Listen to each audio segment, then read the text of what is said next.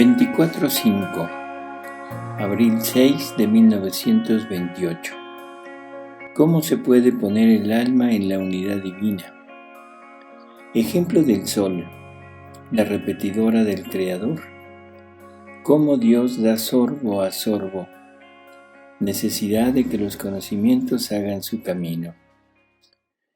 Estaba pensando en el fiat divino para unirme a su unidad, para poder suplir a aquella unidad de voluntad que falta entre creador y criatura, y pensaba entre mí, ¿será que puedo llegar a tanto de poder penetrar en la unidad de mi creador?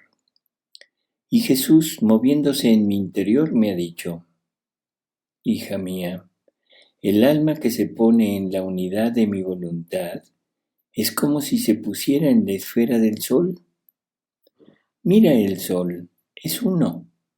De la altura donde se encuentra su esfera hace un solo acto, pero la luz que desciende hasta lo bajo abraza toda la tierra, y por los efectos de su luz produce múltiples e innumerables actos. Casi a cada cosa, a cada planta, las inviste, les da su abrazo de luz y les dice, ¿qué quieres tú? ¿La dulzura? Te la doy. ¿Y tú? ¿Qué quieres? ¿El color? Te lo doy. ¿Y tú? ¿Quieres el perfume? Te lo doy también. Casi a cada cosa la luz saca de sí y le da lo que a su naturaleza le conviene para formar su vida y crecer según el orden creado por Dios. Esto es interesantísimo. Nos está hablando de que a través del sol, a cada cosa creada, el sol le da el atributo, todo lo necesario que Dios ha puesto para que las cosas sean lo que Él quiso que fueran. No son por sí mismas, sino en la cosa en sí. Vamos a poner el ejemplo de una flor. No sé, o sea, la que ustedes quieran. Esa flor tiene una semilla, tiene una forma de poderse reproducir, pero no está en esa semilla, en esa flor, o sea, en esa semilla de esa flor, no están las características de lo que debe tener, sino lo único que se encuentra en esa flor es la capacidad de poder obtener del sol todas las características que debe tener. O sea que todo se lo debe dar el sol y la semilla es para poder captar esas características. Y cada semilla tiene una parte diferente, ¿cómo diríamos? Voy a poner un ejemplo también, es como los celulares de hoy en día. Todos son iguales, tienen lo mismo, tienen los mismos materiales, las mismas estructuras, todo. Pero la señal la reciben de una central y que es particular para cada uno. O sea, el mensaje o la llamada para un celular no entra al mío, y las del mío no entran a los de los demás, sino es específico para cada uno. Lo mismo es el sol, pero ahora el sol es prácticamente como un ejemplo lo que nos están poniendo. Vamos a continuar porque ese es como el punto principal. Jesús me está poniendo la unidad de su voluntad, el ejemplo es el sol. Vamos a continuar y vamos a ver qué dice. Dice ahora, ¿por qué todo esto? Porque aquella esfera contiene tanta luz y todos los gérmenes y efectos de todas las cosas y plantas que hay esparcidas sobre la faz de la tierra. Esa es la unidad del sol. Dice ahora, símbolo de esto es el alma, que quiere vivir en la unidad de nuestro querer. Ella se eleva hasta la esfera del sol del eterno fiat, que contiene tanta luz que no hay quien pueda huir de ella, Posee todos los gérmenes de las vidas de las criaturas. Su luz va invistiendo y plasmando a todos y ruega para que reciban cada uno la vida, la belleza, la santidad querida por su Creador. Y el alma, desde aquella esfera, se hace de todos y se da a todos. Y repite nuestro acto, que mientras es uno, este uno tiene virtud de hacer todo y de darse a todos, como si cada uno lo tuviese a su disposición y fuese todo suyo, porque en nosotros la unidad es naturaleza, en el alma puede ser gracia, y nosotros nos sentimos bilocados en la criatura que vive en nuestra unidad.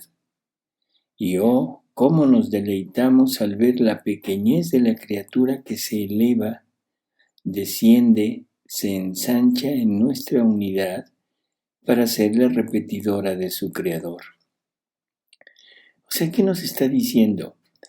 Que en el momento en el que la criatura decide, quiere vivir en la divina voluntad, quiere ponerse en este ambiente del fiat divino, el acto único de Dios, que era lo que habíamos visto en cuanto al ejemplo del sol, ahora el alma se pone en ese acto único y trata con sus actos de repetir lo que este acto único hace. O sea, intenta repetir todo lo que Dios está haciendo para todas las criaturas. Y entonces, ¿qué sucede? Que se duplica esa fuerza, esos dones, todo lo que Dios hace para las criaturas, ahora el alma lo duplica. Es enorme lo que nos está diciendo, ¿sí?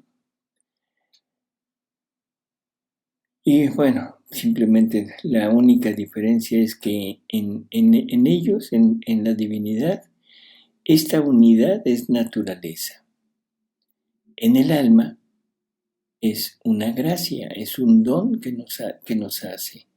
Pero de todas maneras podemos estar sumergidos en ese acto por gracia, pero cooperando, haciendo lo mismo que hace la divinidad. Y entonces Dios se siente bilocado en la criatura. O sea, siente como que la criatura es otro Él. Y si cómo nos deleitamos al ver la pequeñez de esta criatura que se eleva, asciende, desciende, se ensancha en nuestra unidad para ser la repetidora de su Creador. Ojo con esa última palabra, ser la repetidora de su Creador. Después de esto, estaba pensando en cómo Jesús bendito debía hacer venir el reino de su voluntad. ¿Cómo podía la criatura abrazar todos juntos sus conocimientos, y casi todo de un solo golpe? Bienes tan grandes, modos divinos, belleza y santidad que contienen los reflejos y la semejanza de su Creador. Pero mientras esto pensaba, mi amado Jesús se ha movido en mi interior y me ha dicho: hija mía, la criatura es por naturaleza suya que no puede recibir un bien grande, una luz que no tiene confines, todo junto, sino que lo debe tomar sorbo a sorbo, esperando que se pase el primer sorbo para tomar el siguiente, y si quisiera tomar todo junto, pobrecita, se ahogaría y sería obligada a sacar fuera lo que no puede contener, esperando que primero digiera aquel poco que ha tomado, que corra como sangre en sus venas, que se extienda aquel humor vital en toda su persona y después se disponga a tomar otro sorbo. Esto es lo que Jesús le dice en alguna dictado. En libros de intermedios habrá sido más o menos, del 11 al 12, al 13, cuando mucho. Luisa se queja de que le habla de muchas cosas, de virtudes y todo, pero que a ella le gusta más cuando Jesús le habla de su voluntad. Y que entonces le dice Jesús, háblame de tu voluntad, háblame de tu fiat, lo prefiero, todo lo demás es bello, pero yo prefiero que me hables de esto. Y Jesús le dice, mira, estoy esperando a que pases como naturaleza la verdad anterior. Y una vez que la hayas pasado, entonces te doy la siguiente. Esto es una gran enseñanza para nosotros. A veces nosotros por el gusto, por el ansia, por todo lo que vamos encontrando de bello en los escritos, quisiéramos leer y quisiéramos más verdades y más, y eso nos lleva a leer rápido. Tenemos una enorme desventaja con Luisa. Luisa iba escribiendo verdad por verdad, o sea, dictado por dictado, y Jesús no le dictaba otro hasta que no hubiera meditado, rumiado perfectamente todo lo que le había dicho anteriormente y ya lo hubiera pasado a su voluntad para ponerlo en práctica. Nosotros, la desventaja que tenemos es que tenemos todos los libros juntos y por lo tanto nos entusiasmamos a veces con las verdades que nos va dando y eso nos hace querer más y leemos más rápido y a veces eso se convierte en un obstáculo para poder entender. Así que, bueno, esto hay que irlo tomando con mucha calma. Continúa Jesús y le dice, ¿no ha sido este el orden que he tenido contigo? Manifestarte poco a poco, comenzando por las primeras lecciones, después las segundas, las terceras y así poco a poco lo demás que respecta a mi eterno fiat. Y cuando tú, habiendo masticado la primera, la pasabas y corriendo como sangre en tu alma, yo te preparaba la segunda lección y mi voluntad formaba los primeros actos de vida en ti.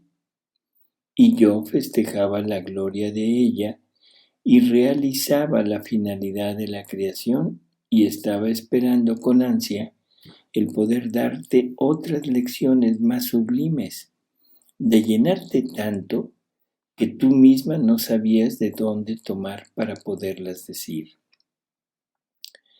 Así haré para formar el reino de mi querer divino. Comenzaré por las primeras lecciones que te he dado a ti, y por eso quiero que se comience a conocer, a fin de que hagan el camino, preparen y dispongan a las almas para hacer que poco a poco suspiren por escuchar otras lecciones en vista del gran bien que han recibido de las primeras.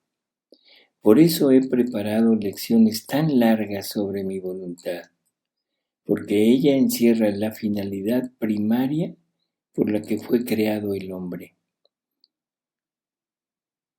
Bueno, entonces las primeras lecciones, ¿sí? Dice que han recibido de las primeras lecciones. Por eso he preparado lecciones tan largas sobre mi voluntad, porque ella encierra la finalidad primaria por la que fue creado el hombre. Este es el punto. A veces nos saltamos las primeras, lo que está en los primeros libros, porque decimos, esto ya lo sabemos,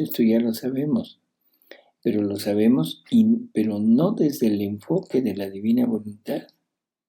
Y ahí es donde perdemos de vista esta finalidad que Él tuvo para crearnos.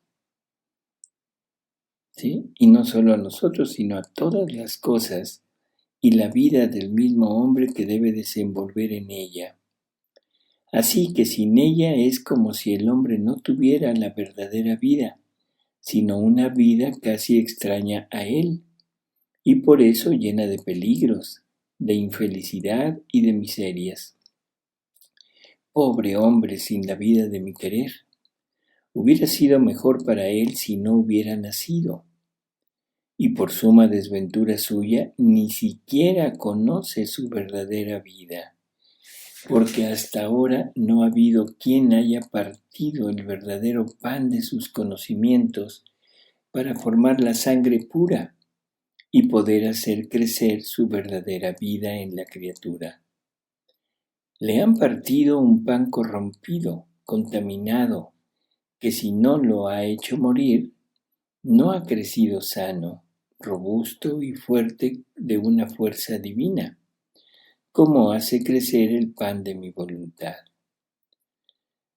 Sabemos que la palabra de Jesús es una palabra que es vida, y nosotros recibimos a Jesús en nuestra vida a través de la Eucaristía, pero también de su palabra. En su palabra está su vida, Él se está manifestando, se está dando a nosotros a través de los conocimientos que nos va compartiendo. Y esto es lo que nos dice aquí, ¿sí? O sea, nos hemos alimentado con un pan que no es el pan verdadero, no es el pan que Dios ha preparado para nosotros, sino que nos han dado un pan corrompido y contaminado de voluntad humana, de interpretaciones humanas, de deseos humanos, de todo lo que nosotros queremos poner dentro de la revelación y la hemos ido contaminando. Ese es el problema, por eso es que no hemos crecido sanos, robustos, fuertes. O sea, deberíamos de haber crecido con una fuerza, pero una fuerza divina. ¿Sí? Bueno, dice, como hace crecer el pan de mi voluntad. Ella, o sea, la divina voluntad, es vida y tiene virtud de dar su vida. Es luz y expulsa las tinieblas. Es inmensa y toma al hombre por todos lados para darle fuerza, felicidad, santidad, de modo que está al seguro en torno a él. Todo está al seguro en torno a él. Dice, tú no sabes qué tesoros de gracia esconden estos conocimientos, que bien llevarán a las criaturas, y por eso no tienes interés en que comiencen a hacer su camino para dar principio a formar el reino de mi voluntad. Qué elección tan importante. Algo que no hemos comentado, la necesidad de que esto se extienda, se conozca, para que todas las criaturas tengan la oportunidad de poder conocer y de poderse unir si es que así lo desean.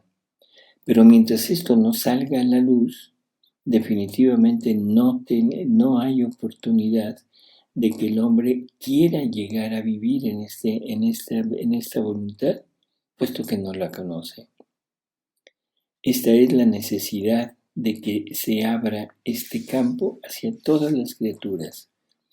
Esta es la necesidad de que haya personas que se dediquen a extender esto, que lo abran y que se pongan, quizá hasta cierto punto pudiera parecer como en contra, como malo, de todos aquellos que han querido mantener oculto esto por motivos, quién sabe exactamente los porqués, pero que no querían que esto se abriera.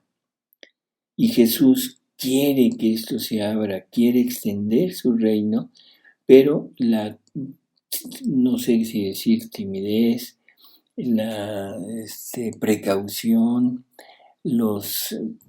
pues quién sabe qué haya pasado por la mente de las personas que no querían o no quieren que esto se difunda.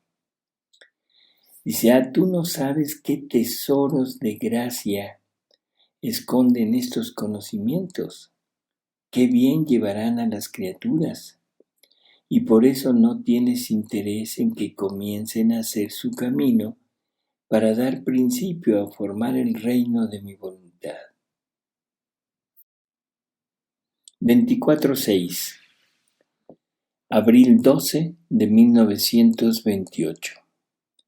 Analogía entre el Edén y el Calvario. No se forma un reino con un solo acto. Necesidad de la muerte y resurrección de nuestro Señor. Estaba haciendo mi giro en el fiat divino y acompañaba a mi dulce Jesús en las penas de su pasión. Y siguiéndolo en el Calvario, mi pobre mente se ha detenido a pensar en las penas desgarradoras de Jesús sobre la cruz.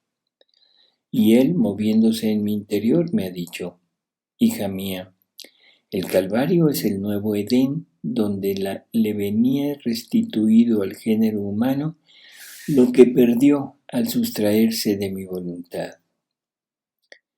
Analogía entre el Calvario y el Edén. En el Edén, el hombre perdió la gracia. Sobre el Calvario la adquiere. En el Edén le fue cerrado el cielo, perdió su felicidad y se volvió esclavo del enemigo. Aquí en el nuevo Edén le viene reabierto el cielo, readquiere la paz, la felicidad perdida, queda encadenado el demonio y el hombre queda libre de su esclavitud.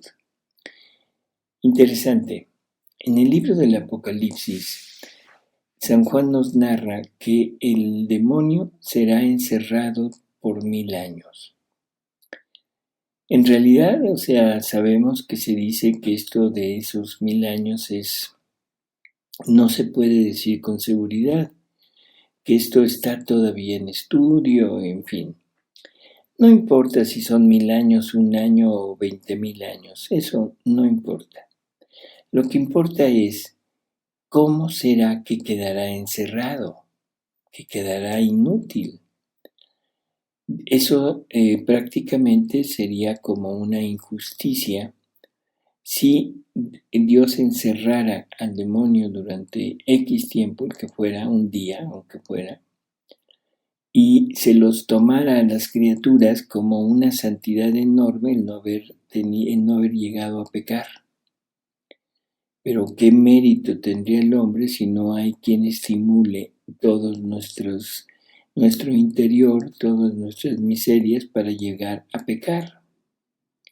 Y todos los bienaventurados que tuvieron que pasar por esta batalla, por esta pelea, y que fueron cayendo y levantándose, cayendo y levantándose, y con esfuerzos enormes, pero porque el demonio estaba actuando sobre de ellos.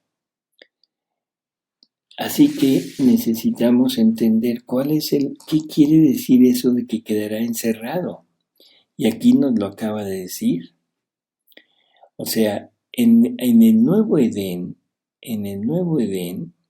que es donde será reabierto el cielo, donde el hombre readquirirá la paz, la felicidad, el demonio queda encadenado, porque el hombre el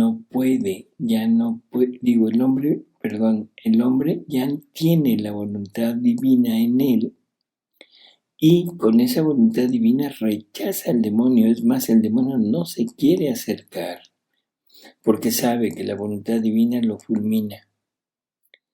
Entonces, por eso dice la felicidad perdida, queda encadenado el demonio y el hombre queda libre de su esclavitud.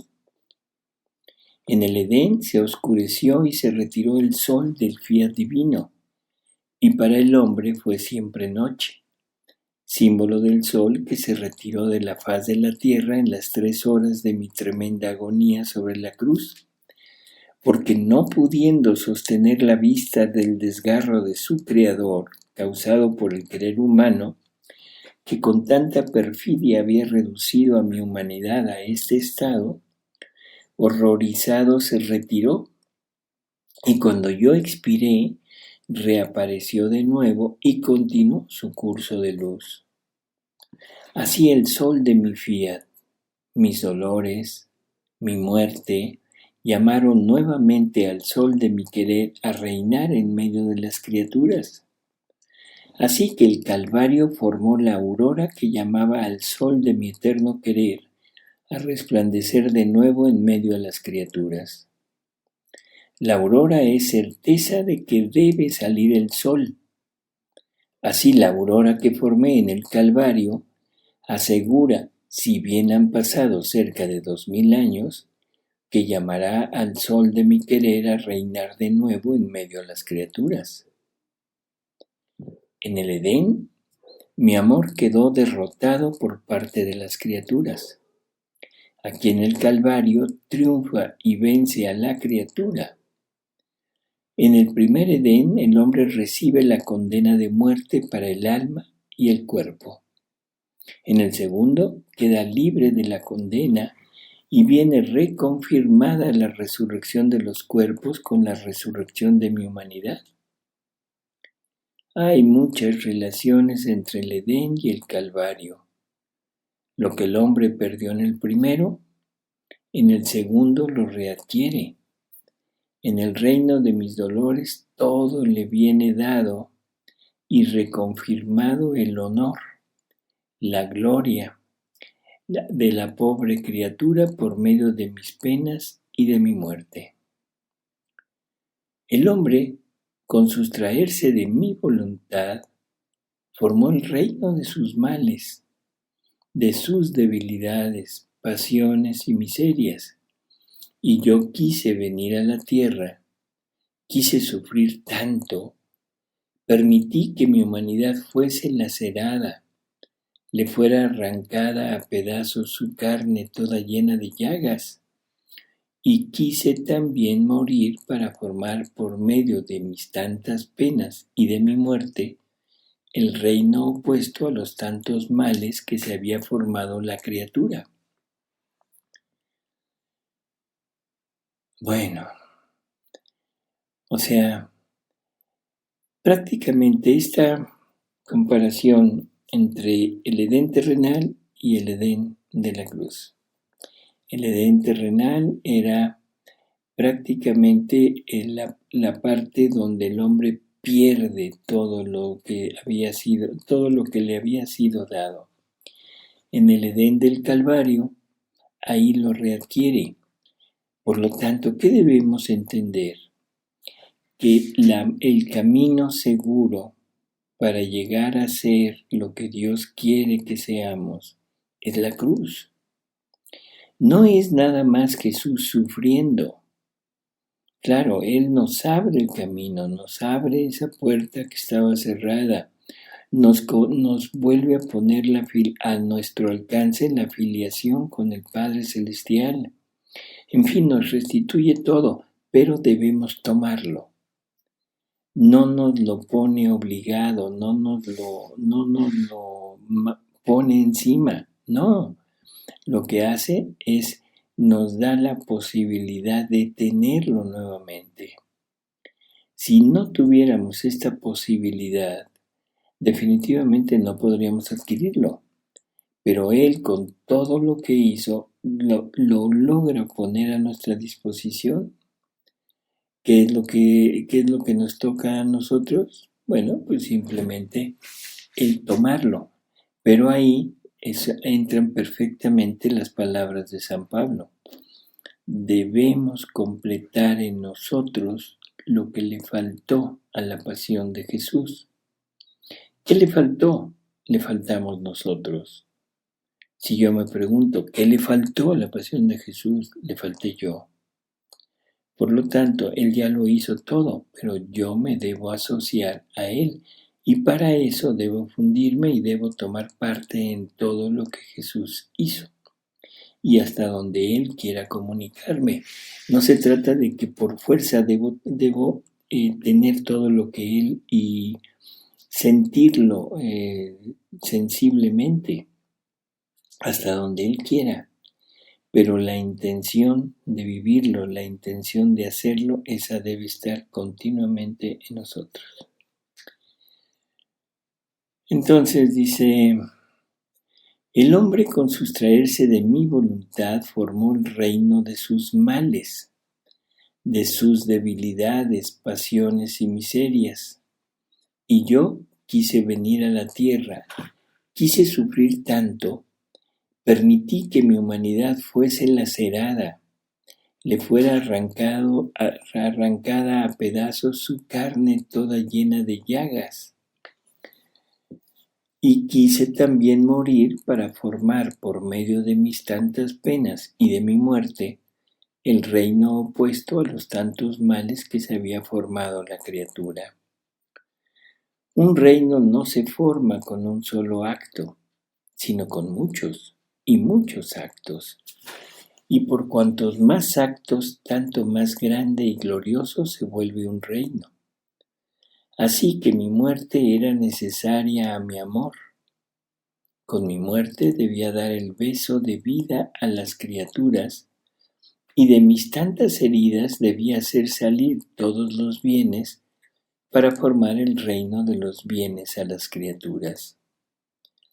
Por eso mis llagas son fuentes que desbordan bienes, y mi muerte es fuente de donde brota la vida, a provecho de todos. Así como fue necesaria mi muerte, fue necesaria a mi amor la resurrección, porque el hombre con hacer su voluntad perdió la vida de mi querer, y yo quise resucitar para formar no sólo la resurrección de los cuerpos, sino la resurrección de la vida de mi voluntad en ellos. Así que si yo no hubiese resucitado, la criatura no podría resurgir de nuevo en mi fiat. Le faltaría la virtud, el vínculo de la resurrección en la mía, y por tanto mi amor se sentiría incompleto. Sentiría que podría hacer más y no lo hacía, y habría quedado con el duro martirio de un amor no completado. Que después el hombre ingrato no se sirva de todo lo que he hecho. El mal es todo suyo, pero mi amor posee y goza su pleno triunfo. Nunca podremos decir que Dios no hizo lo suficiente para lograr tanto la salvación como la restitución a la santidad original. Él lo agotó todo, absolutamente todo. Lo que no ha pasado es que el hombre se haya dispuesto a recibir todo lo que Jesús logró.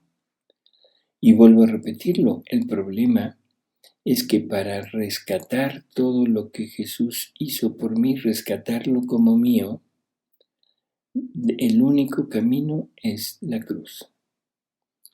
Dios había unido al hombre y a la divinidad en el paraíso terrenal, allá en la creación del hombre. Cuando el hombre se separa, se forma un abismo entre la divinidad y la humanidad. Ahora, ese abismo, para poder nosotros llegar a disfrutar realmente de la parte divina, necesitamos un puente.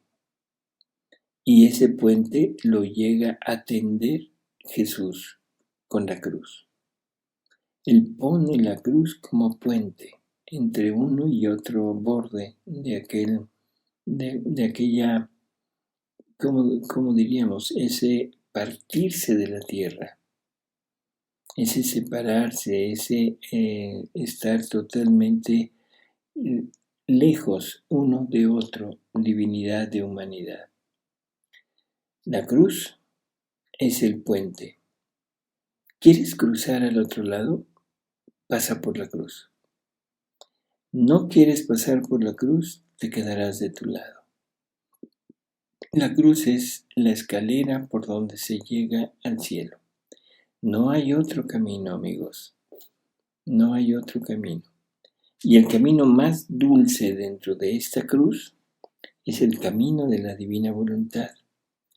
Porque al momento de estar martirizado, crucificado, sufriendo el desapego, sufriendo el de haber quitado todo de nuestra voluntad, tenemos al mismo tiempo inmerso en nosotros el gozo, la alegría, la felicidad, la plenitud de bienes que tiene en la vida divina, en la voluntad divina. Y al mismo tiempo la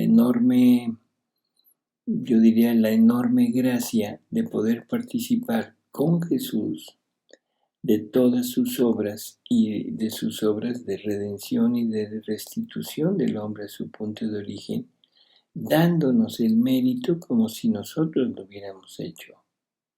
Es increíble lo que nos está prácticamente diciendo Jesús, ¿sí? Voy a repetir este último parrafito porque me parece que es importantísimo. Dice, así como fue necesaria mi muerte, fue necesaria a mi amor la resurrección. No podía quedar muerto, tenía que resurgir. Y si Jesús llevó nuestra vida al Calvario para matarla en la cruz, depositarla en el sepulcro, en el momento que Jesús resucita con todos nosotros, nos da la garantía de que podremos resucitar. ¿Sí? Entonces dice, porque el hombre con hacer su voluntad perdió la vida de mi querer, y yo quise resucitar para formar no solo la resurrección de los cuerpos, sino la resurrección de la vida de mi voluntad en ellos. Así que si yo no hubiese resucitado, la criatura no podría resurgir de nuevo en mi fiat. Le faltaría la virtud, el vínculo de la resurrección en la mía, y por tanto mi amor se sentiría incompleto. Sentiría que podría hacer más y no lo hacía, y habría quedado con el duro martirio de un amor no completado. Que después el hombre ingrato no se sirva de todo lo que he hecho, el mal es del hombre, es todo suyo, pero mi amor posee y goza su pleno triunfo. Hasta el próximo, amigos.